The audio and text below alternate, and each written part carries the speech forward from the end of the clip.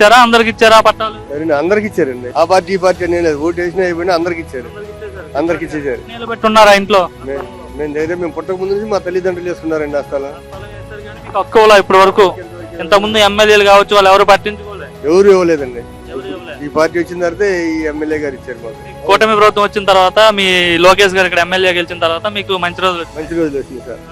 ఎలా మాట్లాడారు ఆయన? బాగానే మాట్లాడారండి, ఏం తేడా లేదు, అంతా బాగానే మాట్లాడారు. ఇక ముందు కూడా ఇదే ప్రభుత్వం రావాలి, అన్నిటికీ ఇదే ప్రభుత్వం ఉండాలి. మరి మళ్ళీ ఇదే వచ్చింది కూడా. జగన్ అంటున్నాడు నా ప్రభుత్వం వచ్చింది 30 ఏళ్ల పాటు ఉంటా అంటున్నాడు. వచ్చి 3 రాజధానులు అన్నాడు, ఏం చేసాడండి? ఏం చేయలేదు కండి.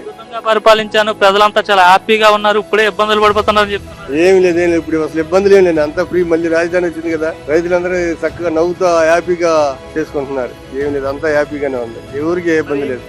చాలా మంది ఎమ్మెల్యేలు పనిచేశారు ఇప్పటి వరకు. ఏ ఎమ్మెల్యే పనితీరు మీకు బాగా నచ్చింది? ఇంతవరకు ఎంత ఇదిగా, ఎంత పూర్తి బలంగా, ఎంత శక్తికి తీసుకొని చేసిన వాళ్ళు ఎవరు లేరు. నేను అక్కడే బాగా చేశాడు. అయితే చంద్రబాబు నాయుడు పరిపాలన బాగానే ఉంది. బాగానే ఉంది. మళ్ళీ కూడా ఇదే ప్రభుత్వం రావాలి, ఈ పరిపాలనే కావాలి. మళ్ళీ కావాలి. వచ్చింది 100 రూపాయలు. హ్యాపీగా ఉన్నారు, అందరూ హ్యాపీ, ఎవరికి ఏ ఇబ్బంది లేదు. గ్యాస్ ఇస్తున్నారా? ఇసుక ఇస్తున్నారు, డబ్బులు కూడా ఎంబడి ఇచ్చేస్తున్నారు, బ్యాంకులో కూడా ఎంబడి ఇచ్చేస్తున్నారు. ఏ ఇబ్బంది లేదు, ఎవరిని ఇబ్బంది పెడుతున్నారు. రోడ్లు అన్ని వేస్తున్నారా? ఆ రోడ్లు వేసారు, తెల్లారిపాటికి పింఛన్ డబ్బులు ఇస్తున్నారు.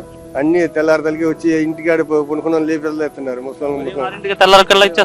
ఏళ్ళు ముద్ర పడిపోతే కళ్ళు చూపించి ఇస్తున్నారు. అంతా బాగానే చేస్తున్నారు, ఎవరికి ఏ ఇబ్బంది లేదు, అంతా హ్యాపీగానే ఉంది ఈ ప్రభుత్వం. ఈ ప్రభుత్వంలో ఇంతవరకు ఇబ్బంది లేదు, ఇక ముందు కూడా ఇబ్బంది రాదు.